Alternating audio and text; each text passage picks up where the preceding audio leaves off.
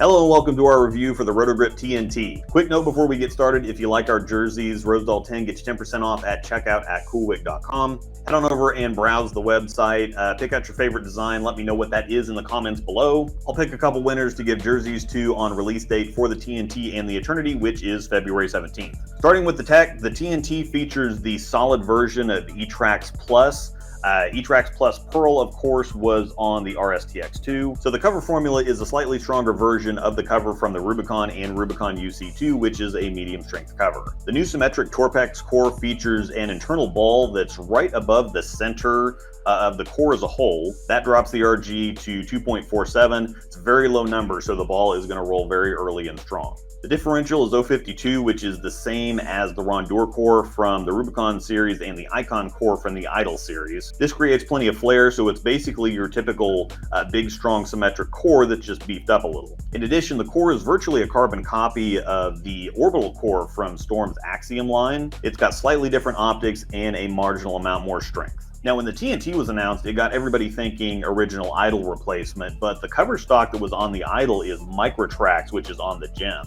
and not eTrax, which is much weaker. If anything, the TNT on paper is a slightly stronger original Idol Pro, which also had eTrax, and which was longer, weaker, and sharper than the original Idol. Our test pattern is Kegel Chromium.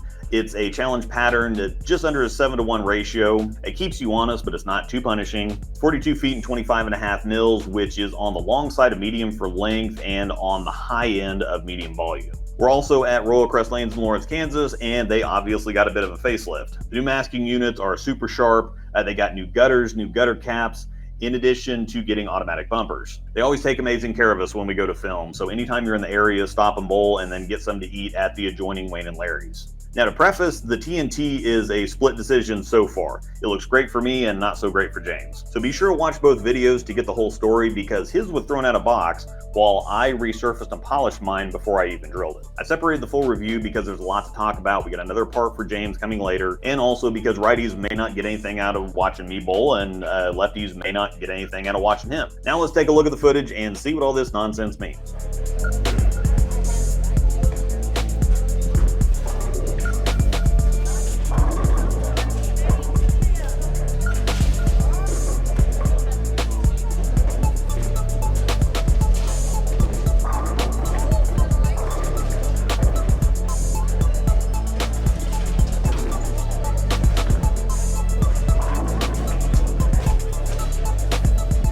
So before I even drilled mine, I took it down to 1,000 and then I shined it up with Storm Step 2 compound. Everything hooks at 2,000 grit, so these weaker to medium strength covers can look a lot stronger than they actually are at a lower or rougher grit surface. So I thought that polishing it would give us a little truer read on where this actually fits.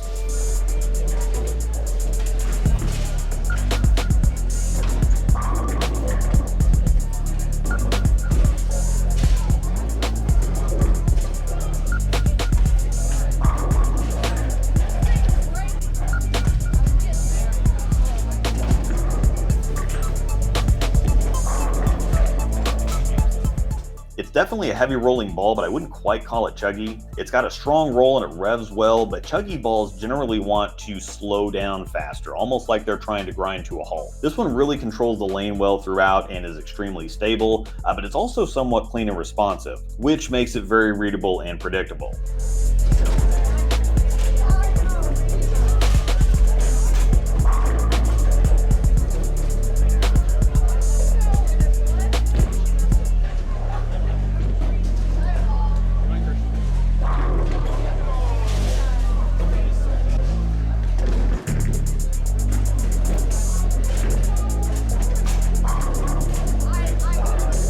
As I get to this deeper zone, it's on the verge of resisting the angle, but to be fair, these stronger symmetric cores aren't really built for covering boards. It takes a little slower speed and a little more roll to get it through the pins the right way, but it's just a really small adjustment to get the corner out.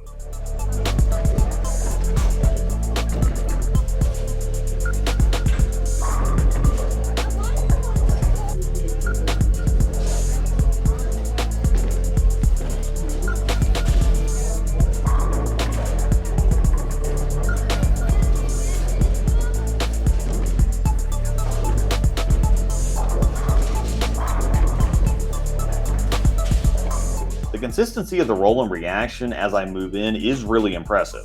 It reacts the same from straighter as it does from deeper. Ultimately, I was the most comfortable in the middle zone from about third arrow. I was a little too much ball from straighter and I needed to help it just a little bit too much from deeper. For a comparison, we're going to drop down to the Hype Solid. I, of course, did the same thing to the surface for an equal comparison. The cover stock is VTC Solid, which is a step down from E-Trax Plus. It's like the difference between Reactor from Storm's Electrify Solid and R2S from the IQ Tour Solid. So VTC, again, is a step down from E-Trax Plus, but not a huge one. The core, however, is a fair bit weaker. Now, I have mine drilled a little stronger, but not significantly, so let's take a look and see how they compare.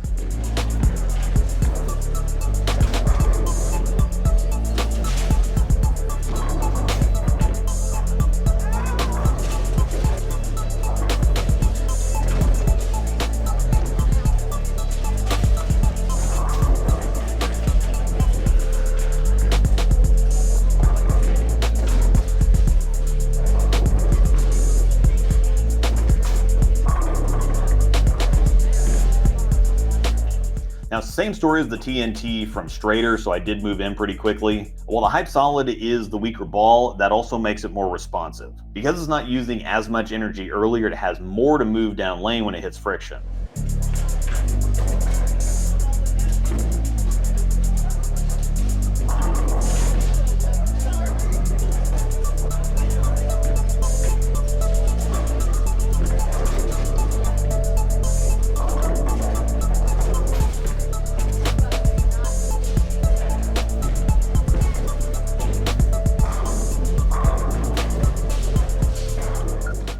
Even from the third arrow zone, it's got plenty of pop. However, don't misinterpret this as it hooking more. Now remember how consistent the TNT was from left to right. It's stronger, so it's going to control the lane more. While the Hype Solid is boomy and looks really sexy, it's also been harder to control so far.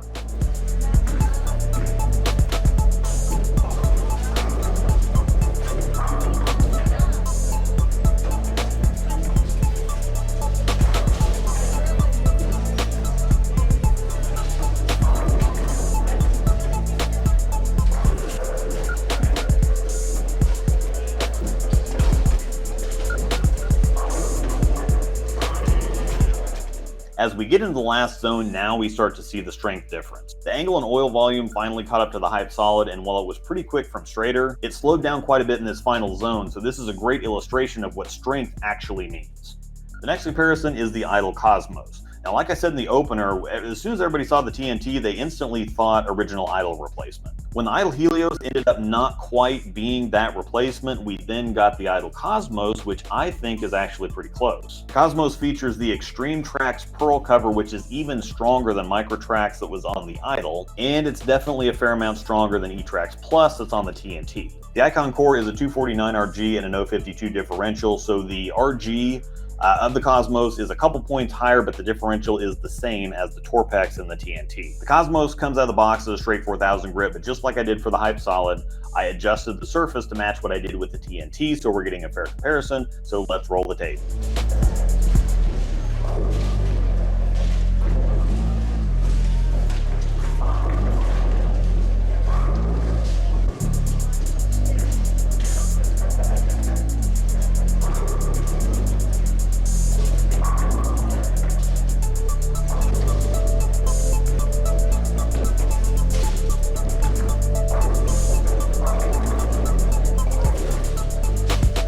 Cosmos isn't too different from the straighter zone, but if you remember with the first shot with the TNT, it went a little high and tripped out the 6, but the Cosmos digs in earlier and goes even higher. The next two shots really peel off the out of bounds area, and remember, this isn't a house shot.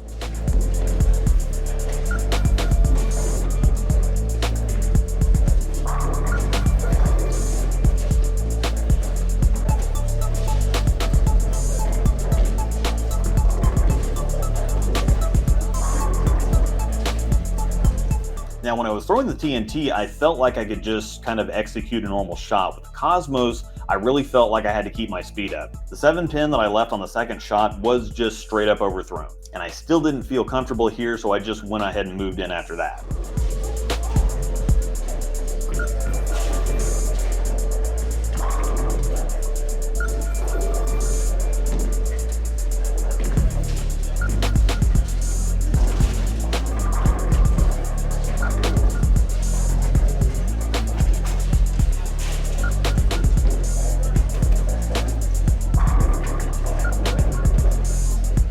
Now from this last zone, I was still working to get it down the lane, but on this last shot, I finally got it dialed in. Now it's easier to feel than it is to see on video, but as we go to the lane level here in a second, it will get a little bit easier to see. But the Cosmos is definitely a fair amount stronger than the TNT. I have a full step up. Now we're going to take a lane level look at all three from the three different zones for a quick comparison.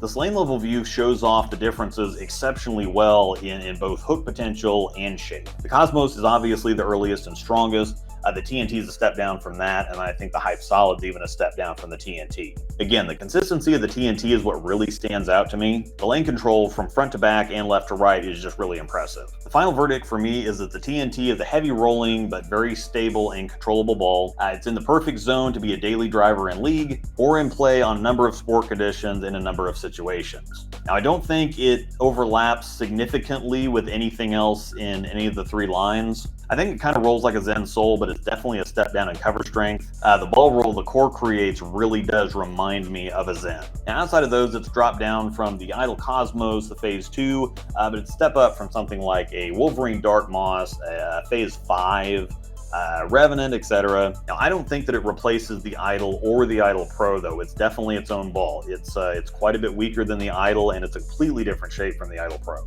Be sure to check out the video featuring James if you haven't seen that one yet. We also have a follow-up to that coming soon, in addition to several comparisons. Check out the description for a link to Bowler's Mart to get one of these pre-ordered or for any of your bowling needs. Remember to use my code Rosdahl10 for 10% off at checkout at CoolWick.com. Be sure to check out my memberships for plenty of early access and early content. Thanks to my outstanding members. Thank you for watching, and may the strikes be with you.